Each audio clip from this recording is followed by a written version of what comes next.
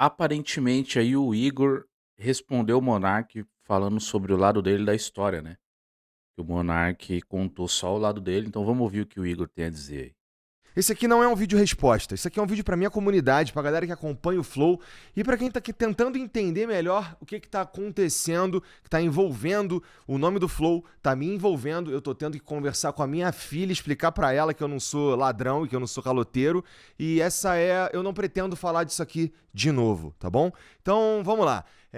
Algumas coisas têm sido faladas sobre nós e eu vou falar de cada uma delas aqui nesse vídeo, tá bom? Pra começar, o Hum. Monark, ele nunca foi na minha casa me buscar pra gente fazer o Flow. Ele não me escolheu pra fazer o Flow. Ele não ia Ó, fazer o Flow. Eu conheci o Monark em 2016, quando ele não ia fazer o flow. O Monark disse que o Igor estava jogando Mario quando ele foi lá na casa dele ajudar ele. eu me mudei pra Curitiba, ele tava numa fase esquisita da vida dele, aquele Monark barbudão. E em 2018, quando eu fui falar com ele pra gente fazer uma coisa nova, aí Hã? ele falou da ideia de fazer o podcast. Ah, então foi o Igor que foi falar com ele. Qual era o momento que a gente tava na nossa vida ali? Cara, Hum. eu tinha os meus canais no YouTube, eu era reconhecido, eu sou reconhecido dentro do nicho, por exemplo, de fighting games, né? Vira e mexe tem os caras falando ainda de Pior que é GTA, mesmo. de Mario Maker, etc. E eu tava fazendo as minhas lives lá no Facebook, que eu ganhava muito bem a ponto de eu conseguir ter as minhas coisas tudo em dia. E eu tava juntando um dinheiro Aí já refutou o que o Monark falou, porque o Monark falou que ele estava quebrado, né. o próximo projeto que eu ia fazer, porque eu sabia que as lives no Facebook, e assim como qualquer outra coisa na vida, não duram para sempre. Então eu juntei um dinheiro, com um Tá. dinheiro, Monark, vamos fazer uma parada junto? Que tal se a gente fizesse, por exemplo, um canal de unboxing? E ele falou, cara, é uma boa ideia, mas e se a gente fizesse um podcast? E eu confesso que eu não tinha assistido o Joe Rogan ainda. Ele tava nessa desde 2016, quando o Jordan Peterson foi no Joe Rogan Experience pela primeira vez, e ele gostava muito de Jordan Peterson, estava numa fase da vida dele que ele estava completamente improdutivo, ele já tinha largado o canal dele, né, que agora não dá mais. Ele era sócio de uma produtora que faliu, né? E ele não tinha renda. Qual era o dinheiro do Monark? Era o dinheiro que ele tinha feito com o YouTube no começo e estava guardado, estava no PayPal, estava em dólar, alguma coisa assim que ele Tá. falava na época lá. E ele tava numa pira meio esquisita porque ele tava vendo que ele não tava fazendo dinheiro e ele tava só gastando dinheiro. E as indicações que eu tinha de que as coisas estavam meio esquisitas ali era chegar na casa dele e a porta cheia de buraco de soco. Quem tava assistindo as lives dele do contrato do Facebook que eu arrumei pra ele Eu nem sabia que o Monark fazia live no Facebook. lá no final de 2018, vai lembrar disso. E é muito interessante o Monark falar que que tava bem e que me salvou e tudo mais, quando eu tinha o contrato no Facebook, que por conta da minha relevância na cena, eu fazia o dobro dele, inclusive o dobro de dinheiro dele, né? E aí? Num contrato que eu arrumei pra ele. Se ele Pô, estivesse então foi o contrário. O Monark falou tudo ao contrário, velho. tão relevante quanto ele diz que estava, eu acho que ele teria pelo menos sido procurado por alguém, né? Ou talvez um contrato igual ao meu, pelo menos. Quando a gente foi preparar a sala do Flow, inclusive, que ele diz que ele pintou inteira, ele deve ter esquecido do que a Mariana fez, do que o Gian fez, do que o meu pai fez, inclusive. Ou da vez que a gente foi buscar eu, ele e o Gian as cadeiras lá no Sans Club. Ou da vez que eu fui com ele lá em Santa Felicidade buscar a mesa, que a gente tem, inclusive, até hoje aqui embaixo. E esse quarto tava livre porque a ex-namorada dele foi embora e ele deu os móveis que estavam lá dentro pra ela. E aí, cara, a gente fez na casa dele porque era assim tava se desenhando a coisa. A gente não precisava alugar um lugar, entendeu? Tinha um quarto livre na casa dele. E em relação aos convidados, como eles chegavam ao programa, cara, o primeiro convidado de todos foi o Drizzy, que é o meu amigo, que foi quem fez eu ir morar em Curitiba, né? O primeiro episódio que a gente conseguiu ter uns números bem interessantes foi o Rafael Lima, do Ideias Radicais, que eu conhecia porque a gente tinha um amigo em comum. E um pouco mais pra frente o David Jones também, foi acho que o último episódio que a gente fez em Curitiba, que também funcionou. Então dizer que eu não agreguei em nada, isso que eu tô citando três, dizer que eu não agreguei em nada é uma das coisas mais absurdas que dá pra dizer sobre o Flow. Era tudo equilibrado. Eu fazia algumas coisas aqui, ele É fazia. que o que parecia no ao vivo, Igor, é que o Monark comandava todo o podcast, né, e que você ficava como coadjuvante, né. Você dando a sua versão agora, aí dá pra galera entender mais o que possivelmente pode ter acontecido. Algumas coisas ali. E isso nunca foi uma questão ao longo dos anos, enquanto a gente estava trabalhando junto. Então vamos lá. Falar que o Flow começou porque o Monark foi me buscar na minha casa, ele me escolheu, etc, não sei o quê, não faz nenhum sentido, já tá explicado aqui. Falar que o Monark financiou o Flow todo com o dinheiro dele também é uma distorção da realidade. O que não falta é testemunha. E essa relevância que ele tá dizendo que ele Ixi. tinha nessa época Talvez ele esteja confundindo os períodos, porque lá em 2013, realmente o Monark era o maior youtuber do Brasil, ele perdia em números pra galinha pintadinha só, né? Só que depois ele começou a fazer uns vídeos que começaram a não ressoar com a galera que estava inscrita no canal dele, e os vídeos não funcionavam mais, e ele parou. Eu não sei quando que foi a queda do Monark. Ele parou de ser amigo dos caras lá do BRK Sedu, sei lá. Não sei, do Coisa de Nerd. Então ele virou uma memória para os outros youtubers que faziam, por exemplo, vídeo de Minecraft, que foi uma outra leva no YouTube que era a galera dos gamers. Então assim, o Monark voltou a ser o Monark quando o Flow deu certo. O ponto aqui é o seguinte, ele não fez sozinho, né? Não é como se ele fosse o protagonista dessa história. A gente, no mínimo, fez junto. Eu, ele e o Jean. A única coisa que ele fez sozinho foi destruir tudo. What? O pior, velho, que falta de aviso não foi, né, velho? A cagada que ele fez, né? Construção foi em conjunto. Tem também a narrativa que Aí a gente matou teria o Monark. criado um esquema pra tirar o Monark Acabou com o daqui, Monark. alguma coisa nefasta por baixo dos panos. Quando a gente teve a crise de antes, poucos meses antes, na verdade, que ele arrumou lá no Twitter, lá, pô, e a gente perdeu a Tribe, a gente perdeu o iFood, a gente perdeu parte relevante da nossa receita, ele sugeriu sair e a gente disse, ô Monark, vai tomar no cu, cara, vai sair o quê? E a gente segurou a onda. Inclusive, ele voltou aqui no programa 2 vezes depois, né? Ele veio sozinho e depois ele veio com o Venom Extreme e a gente fez os episódios aqui normalmente, né? Ele foi dobrando a aposta.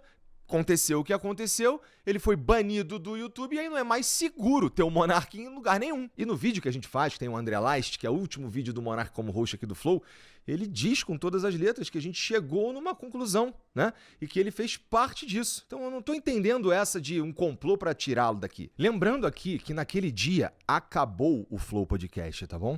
A gente teve muita repercussão em tudo quanto foi lugar. A gente teve tweet de presidente do Brasil, a gente teve tweet do ex-presidente do Brasil, teve cobertura na mídia, na grande mídia, teve no Jornal Nacional, né? Todo mundo fez react, teve jornal do mainstream ligando para os meus convidados e tá tudo isso documentado na internet.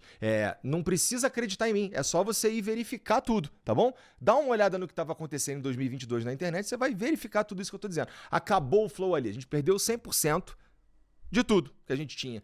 Então a gente perdeu contrato para fazer transmissão de futebol, a gente perdeu o contrato de patrocínio, a gente perdeu a monetização de 7 canais, tá?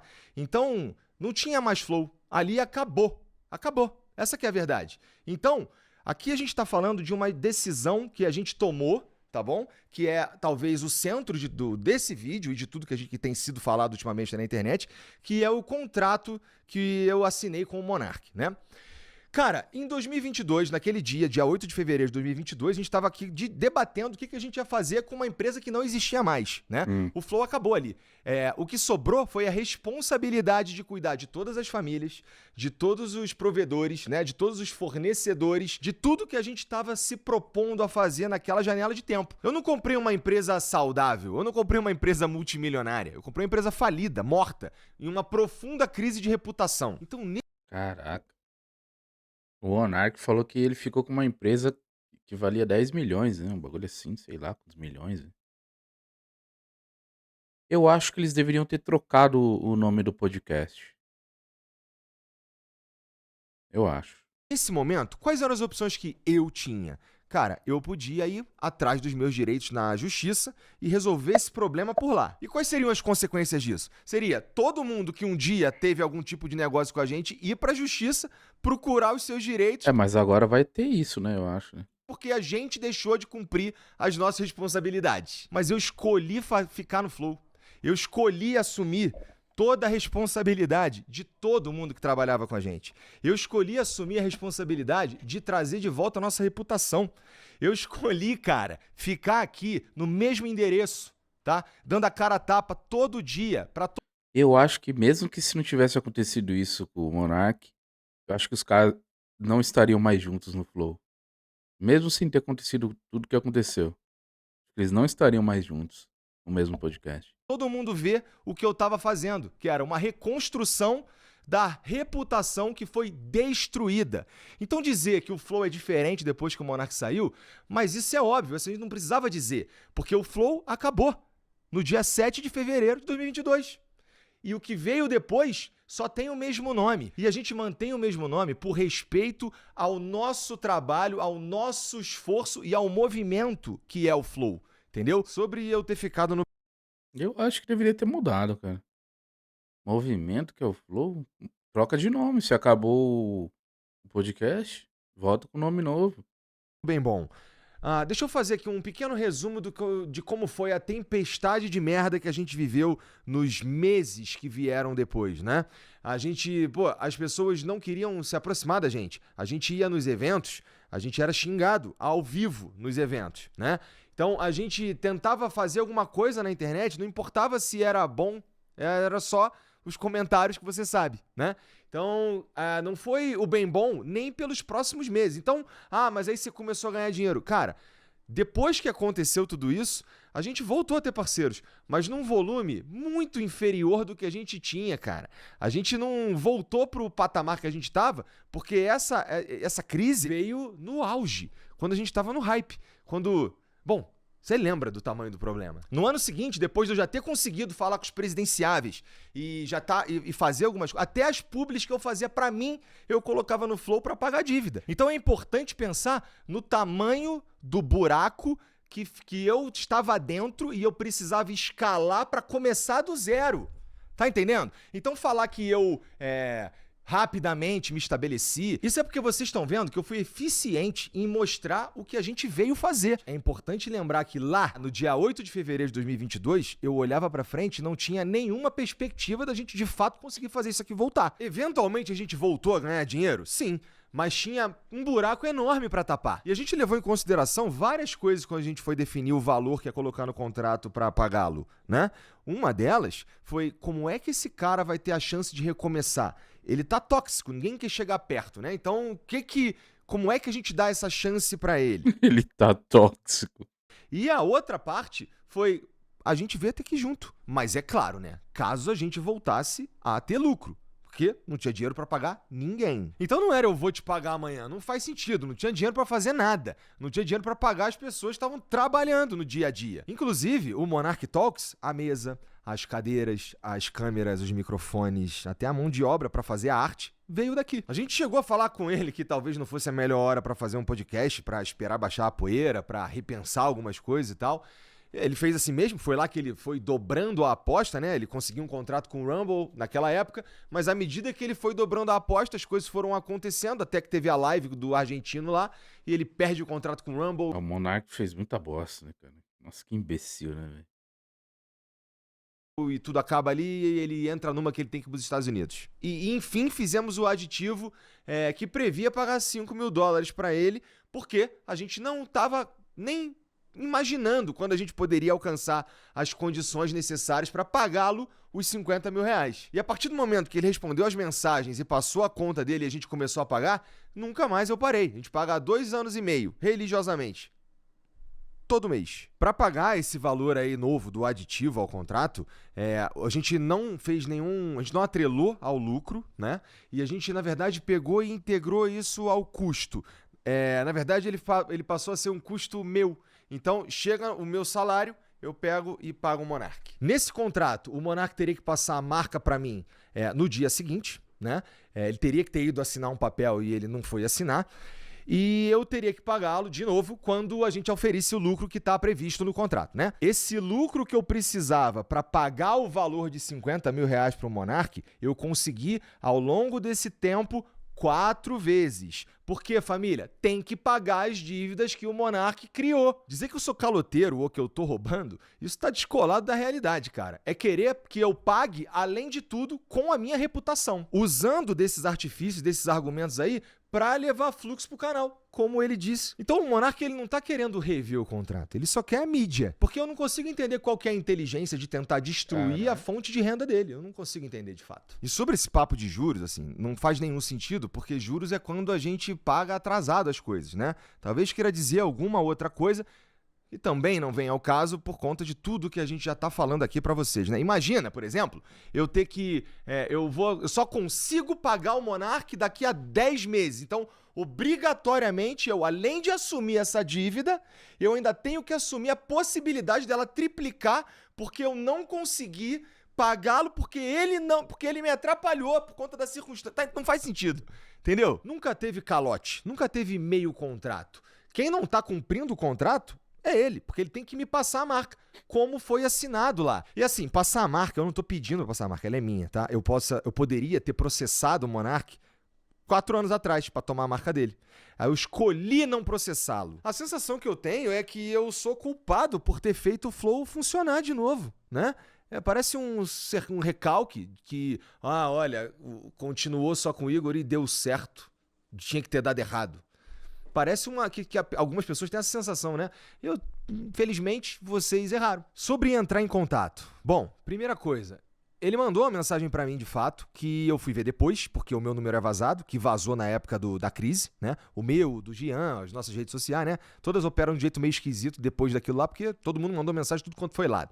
E aí chega pra mim uma mensagem do número aleatório, na época até sem foto, com um número de conta, falando pra eu mandar 50 mil reais, que era pra mudar isso e valeu, obrigado. E depois uma ligação que eu também não vi e ficou perdido no limbo. E essa mensagem que ele mandou, ele diz que não conseguiu entrar em contato com a gente.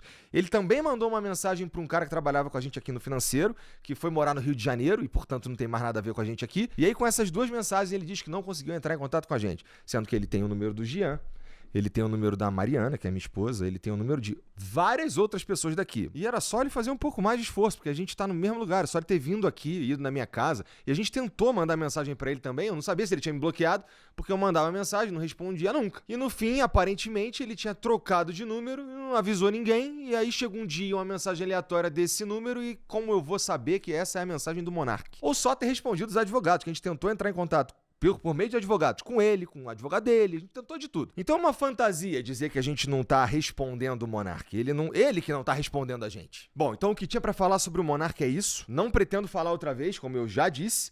E agora vamos falar do Sergião. E antes Caramba, muito bem explicado, hein, a parada do Monark, né, cara?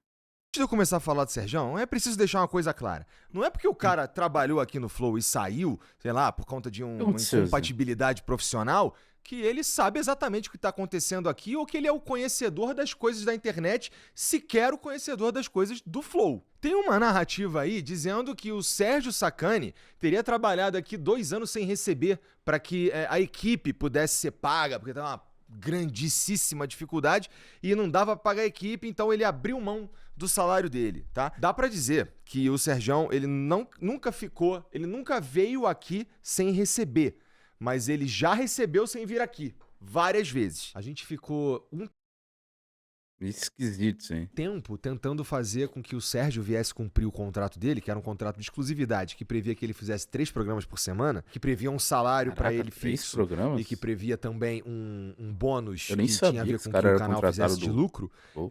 Ele simplesmente não vinha. Nem entrega pra marca o cara vinha gravar. Ele chegou a desmarcar 2 vezes e eu tive que fazer por um valor muito abaixo, que acabou atrapalhando toda a relação com a marca, com tudo, por causa da falta de responsabilidade dele. Teve mês que eu tive que pagar o Sérgio e a equipe e eles não vieram aqui. Teve dia que o Sérgio marcou, sei lá, um episódio na semana e com um cara que vinha dos Estados Unidos, o cara chegou aqui e ele não veio. Teve vez da equipe tá toda pronta aqui, a equipe extra, tá? Que a equipe dele não tava aqui. A equipe extra tava toda no estúdio ali preparando a live que ele ia chegar, quando liga pra ele atrasado meia hora já, ele tava em Brasília. Não é que a agenda dele não era ocupada, é que ele marcava tudo antes de marcar o próprio podcast dele, sem contar todas as vezes que tinha um monte de imprevisto pessoal, né? Que não convém ficar falando aqui também, porque vai levantar também um monte de pergunta. E ver isso na internet, cara, entristece. No fim das contas. Por quê? A gente tá falando de alguém que a gente criou uma relação muito maneira lá em 2019, né? A gente foi construindo as coisas, a gente construiu um podcast, né? A gente criou o canal, a gente fez todas as artes, a gente fez vinheta, a gente fez tudo, todos os cuidados, equipe, não sei o quê. E termina assim, né? Termina de um jeito que um monte de afirmação descolada da realidade, me pintando como um cara ingrato, me pintando como um cara que trabalhou para destruir o programa, quando, na verdade, o fato dele não vir fazer o programa fez com que a gente precisasse criar outras coisas para pôr no canal. E, inclusive, essas outras coisas, esses outros criadores que apareceram no canal, todos com o aval dele. Então, por que a gente tinha esses outros conteúdos no Ciência Sem Fim? Porque o Sérgio não vinha fazer. Do Sérgio, né? E ele já avisava assim, ó, mês que vem eu não vou. Então, a gente teve que se virar para criar conteúdo ali, seguindo ou mirando no planejamento que nós tínhamos para o que a gente queria fazer, no fim das contas. E aí ele vai falar que ele me apresentou um projeto e eu não quis. Essa parte é verdade. Porque era um projeto que não fazia sentido financeiro e também não fazia sentido editorial. E se for comparar com o que a gente estava fazendo, o que ele estava propondo ia necessariamente ficar muito abaixo do nosso padrão de qualidade. De novo, não necessariamente me apresentar um projeto, eu tenho que embarcar nesse projeto. Me apresenta um projeto todo dia. E aí o Ciência Sem Fim teve que acabar, porque o público, as marcas, a construção do programa e do canal é feita em volta de um produto herói, né? Que não estava acontecendo porque o cara não vinha trabalhar. Aí, meu irmão, não tem jeito, não tem santo que sustente. Tivemos que fechar o programa. Tudo isso que eu tô falando aqui, família, tem prova, tá bom? A gente tem documentado. Eu não viria aqui na internet fazer um vídeo como esse, que eu não costumo fazer, que não tem nada a ver com o conteúdo do Flow, se eu não estivesse falando as coisas perfeitamente embasado. Inclusive, é por isso que esse vídeo demorou para sair, tá? Porque a gente começou a ver essas coisas acontecendo, a gente estava lá nos Estados Unidos fazendo projeto de Copa, que a gente estava seguindo a seleção, né? Junto com o Ricardinho, no busão da Copa. E como essa coisa foi acontecendo, a gente estava lá, a gente voltou antes do previsto e estamos olhando tudo que a gente tem de informação para informar vocês da forma que é correta, que é ética. Bom, é isso que eu tinha para falar sobre esse assunto. Bom, então é isso, né, praticamente é impossível, eu acho que o Monark e o Igor voltarem a serem amigos, né, depois de todo esse o que aconteceu. E é capaz de isso entrar em justiça, hein, cara, essa parada aí do podcast. Então é isso, se inscreva no nosso canal para dar aquela moral. Deixe seu feedback aí, o que que você acha da versão do Igor, da versão do Monark, e até a próxima. Fui.